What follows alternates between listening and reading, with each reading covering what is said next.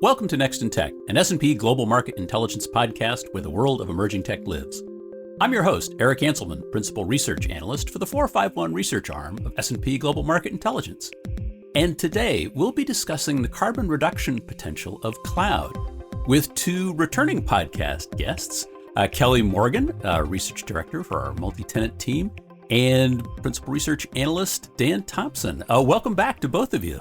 Hey, thanks. Thank you. One of the things that was driving a lot of this interest, we've been doing a lot of research in this area from an ongoing basis, but there was a press pickup of this that it seemed worth highlighting. Really, sort of some of the key parts about this, because it's something that I think, certainly in a lot of conversations with clients and in the broad market, we tend to get this idea that cloud is a big energy consumer. But these are a series of reports that are talking about the carbon reduction potential of cloud.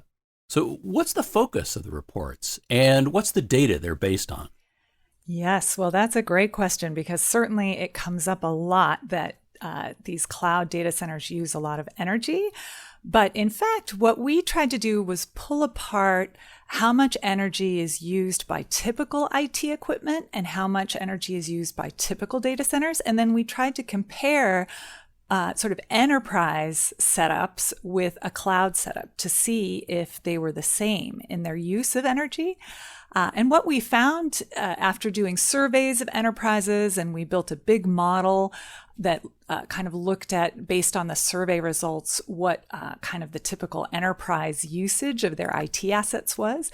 We built this big model and determined actually that cloud servers are much more efficient in general than enterprise servers, and that's partly because they're newer and there are more of new ones in the overall kind of server farm of a typical cloud provider, but also they're much more highly utilized, which makes them more efficient.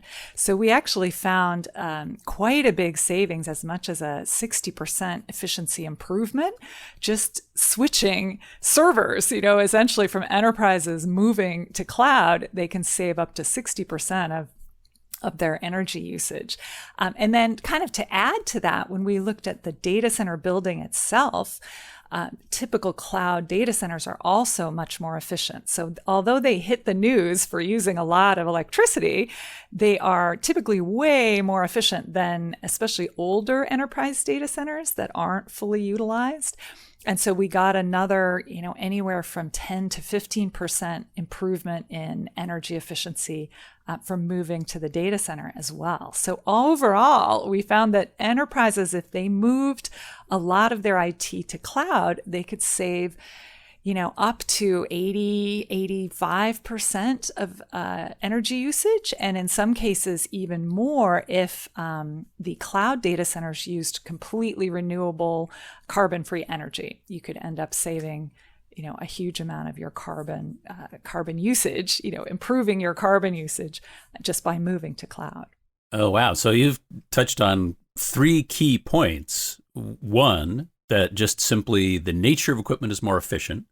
And we talk about that on the processor side, the fact that as we start rolling through a lot of these updated capabilities, silicon's getting more efficient. But on top of that, the fact that utilization is that much higher. And that's one of those things in the cloud price index. We see one of the biggest determinants of overall operating cost is efficiency. So you got to be able to run at high levels of efficiency. So cloud does that as well. And you're actually identifying the third point, which is something that Dan's talked about, which is access to a green energy grid to additionally benefit what that transit, not only the efficiency of what's happening, but the content of the power itself. You've got a greater propensity to be able to actually use green power if you're a big energy buyer, where enterprises might not necessarily have access to that. So it sounds like there's a pretty strong underlying message here in terms of cloud migration. Absolutely, yes. And one that most people don't realize. So when we start thinking about what this, it seems like a fairly obvious transition if you're talking about such a significant set of savings, the shift to potentially more use of green energy. I mean, these are pretty significant benefits. Was that something that was universal? I know there are a set of regional reports that you put together. What are the regional differences across the capabilities and the savings? Yeah, well, I think the improvements from IT were pretty similar. We had a range from about 60% up to 67, 68%, depending on the country. And that was according to our surveys and how often people changed out their surveys. I think one of the biggest factors is in that access to essentially carbon-free power. So the biggest difference, I think, just from that point of view, was that the European access to green power, as it were, is just much more available. There's more of it than in APAC. So I think, and the US is kind of in between, depending on the location. So that was one of the bigger factors. When it came to that improvement in servers, they were pretty equivalent. I think the US tended to be a little bit better. The typical enterprise virtualized their servers much more and tended to have a greater utilization of their servers, whereas the APAC and EU enterprises that we talked to were kind of similar in their usage. So that improvement from the IT equipment was about the same in the EU and APAC. And then on the data center side, there were the US had the most efficient data centers, at least the enterprises we talked to. And then the European ones were next, and then APAC. And that's partly too just because of the climate, right? If you're in a very hot, humid climate, it can be really hard to have very efficient servers, very efficient data centers and servers within those data centers. And so, we kind of expected a lot of the APAC data centers to be less efficient. One of the things, as I reflect on the research that we've done here, one of the things that I really appreciate about it is that we took this approach of let's squeeze out all the efficiency we can. So think here of efficiency as conservation. So we're trying to conserve the amount of energy that we're consuming. So we did that first. So we said let's squeeze out all the efficiency we possibly can. Let's get that energy requirement down as low as possible, and then let's look at decarbonizing that. And I think as a general statement from corporate strategy perspective, that's how you should always approach this. We don't want to get in a situation and just say, well, the energy's green, so I'm kind of good, right? That kind of ignores conservation, which is the other side of this coin. So I just want to kind of underscore and articulate slightly differently what Kelly's saying here. The idea is that we want to get that requirement, the demand number down, and then from there look at greening that. And that's one of the things I really appreciate about the way we approach this. So, and I think it sets up as a good framework for other companies to follow. Well, it seems like that keeps open a lot of the various possibilities that you can potentially leverage. As we've identified actually on some of the previous episodes, being able to get data center efficiency cranked down makes a real significant difference. And if we think about the transitions that are taking place in most organizations, we talk about power utilization effectiveness, PUE. I mean, we've been in this transition for I guess throughout the history of data centers of grinding that down. And Kelly, to your point, there are some limits to what you can do regionally. If you've got a Scandinavian data center, of course, your cost of cooling is going to be a lot lower because you've got ambient air that can be used for adiabatic cooling. If you're in hot and humid environments, you've got to work a lot harder. So that's going to limit what you can do for minimizing PUE. But the kind of advances we've made in data center efficiency are really significant. We think about how we've been able to grind down a lot of those efficiencies. That's exactly true. But it's interesting because I think the industry and even enterprises to a certain degree have focused so much on that data center efficiency metric, and partly because it's relatively easy to at least envision, right? And there are things you can do that make immediate and somewhat sort of obvious improvements, I guess. Whereas what a lot of people should really be thinking about is the servers themselves, right? And that's been a refrain, but that's much harder for enterprises to do, to actually virtualize their servers and make sure each server is being used 80%, it's really hard to do, and it's very complicated. But that's where you would actually get a lot more gain in a lot of ways, especially as Dan's saying, when you're trying to reduce the amount of energy you're using in the first place. And so that's where the cloud part becomes kind of interesting, because the cloud providers have kind of worked to do that. That's what makes their business model operate. So they've taken care of a lot of at least that tricky part of the equation. There's also kind of this mentality of, and I'm using air quotes here, but you can't see it, that it's not my problem.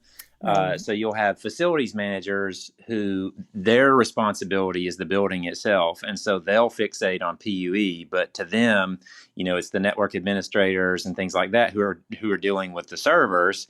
And so from their perspective, the whole utilization story is kind of not their job. Similarly, they may look and just say, well, it's actually the utilities problem to get me green energy. I mean, I'll pay for it if they can get it to me. But at the end of the day, that's kind of their problem. So, looking actually on the data center floor and then outside the data center walls has always been somebody else's deal.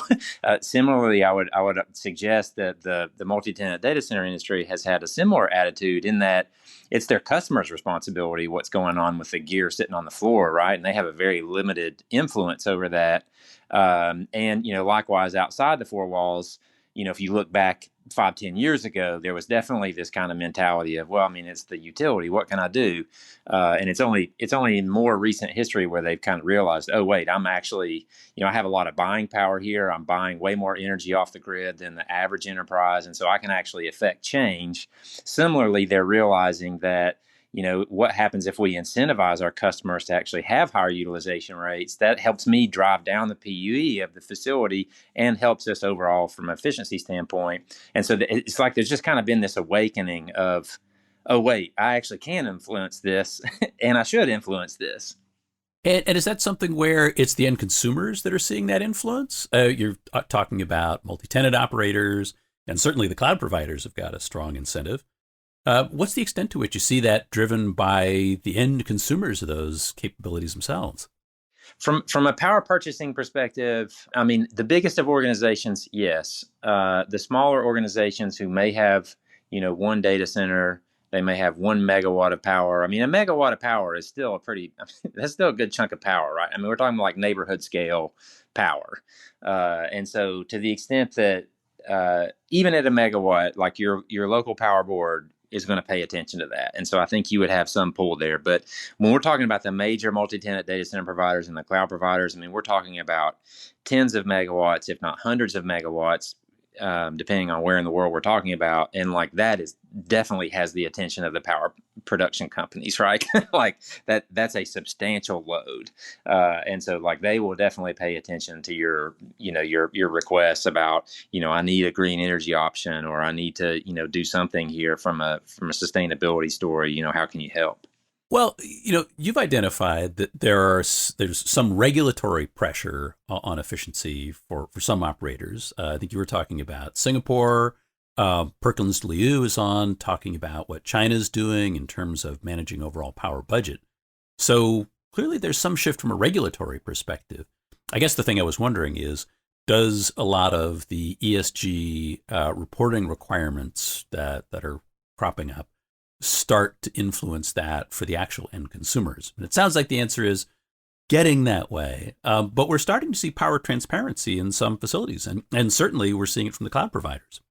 Yeah, I mean, I think one of the things that was kind of fun about this research and sort of some of the announcements that were coming out along the way, a number of the public cloud providers have come out with programs and are continuing to develop programs where they show the end user what the quote unquote greenness of that particular workload is. And so the end users are now being armed with at least the data to make a decision to say, I actually want to make this as green as possible, and that's a priority for me. I'm sure user experience and cost are going to be just ahead of it, at least now as it pertains to workloads. But in the future, who knows? But anyway, we're at least now armed with that data, whereas previously we wouldn't have been. And similarly, at the data center front, there are companies that are coming out with software packages that can show you the greenness of the energy that you're consuming on an hour-by-hour basis. That's another change that we've seen over the last 12 months is the cloud providers anyway are saying an annualized accounting is not good enough. We want hour-by-hour accounting. And we want to work towards an hour-by-hour matching as to where our green energy is actually covering our or accounting for our demand on an hour-by-hour basis.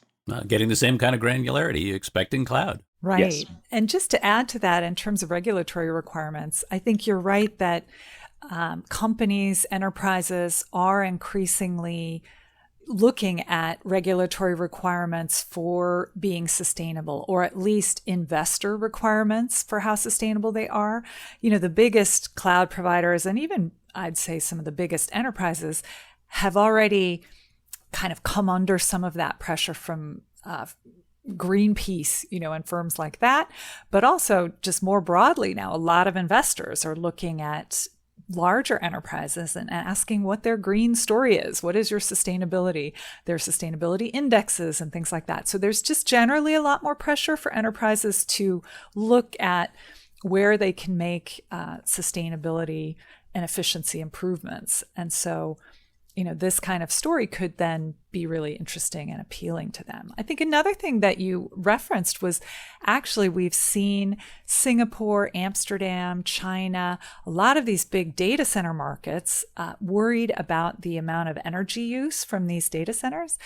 And I think in Amsterdam, for example, in some of these markets, the big data center providers and the big cloud firms have argued more or less successfully that, look, you're not actually paying attention to how much energy is already being used by enterprise data centers.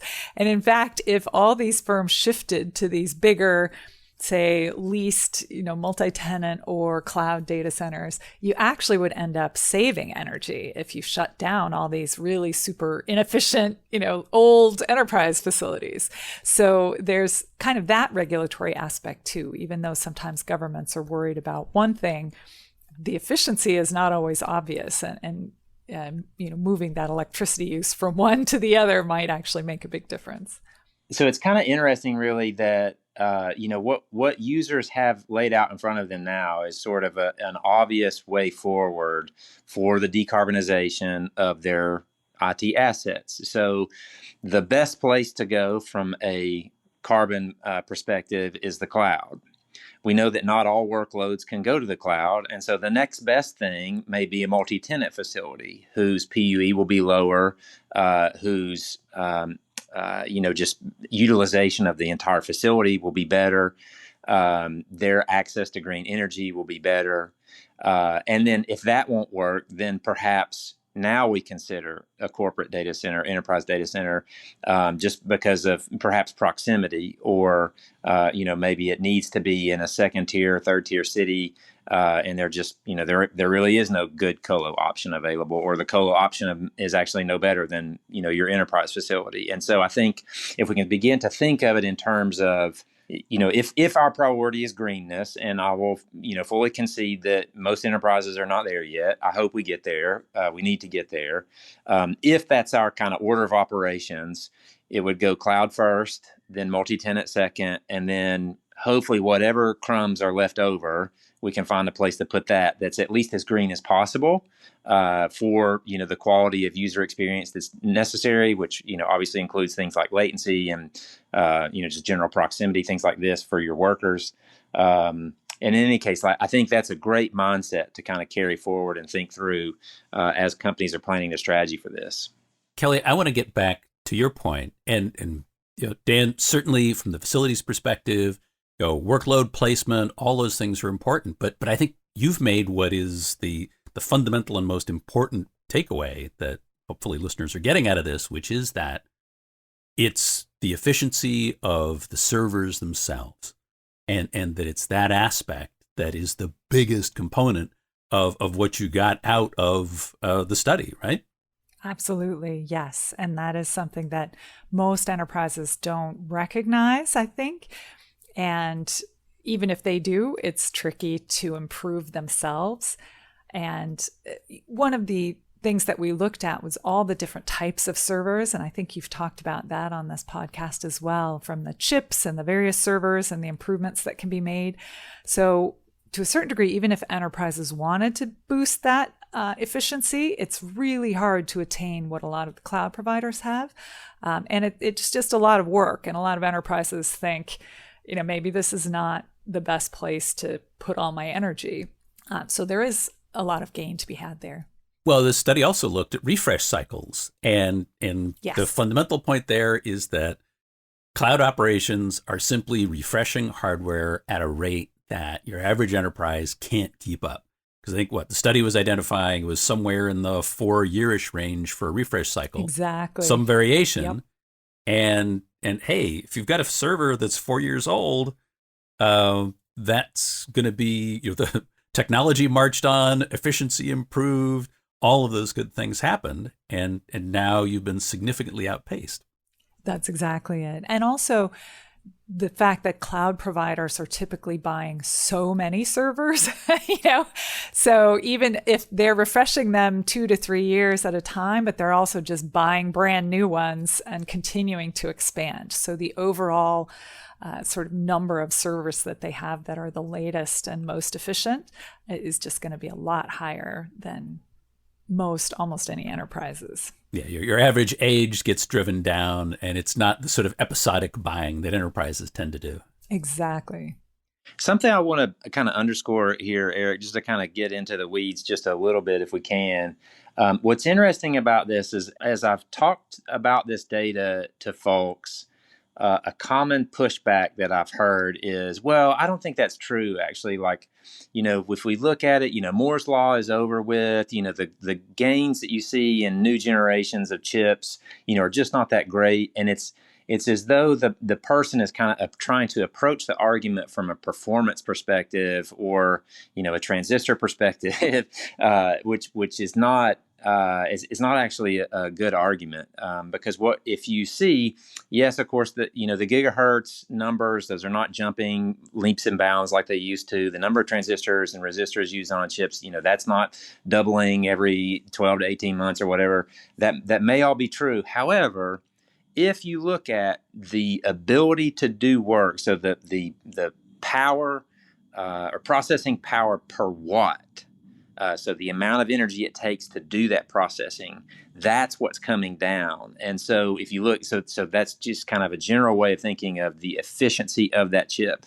And so these chips, again, while they may not be getting faster and faster by leaps and bounds, they are getting more efficient by leaps and bounds. And that's one of the things that we actually charted out for this research project and kind of underscored that, yes, these newer generation processors do actually consume far less energy on a generation by generation basis. But when you start talking about over a 4-year period, it's really dramatic. And so that's, if some of you are listening, you're thinking, you're somewhat skeptical about this and say, I don't understand how there's a 60% reduction just from changing chips.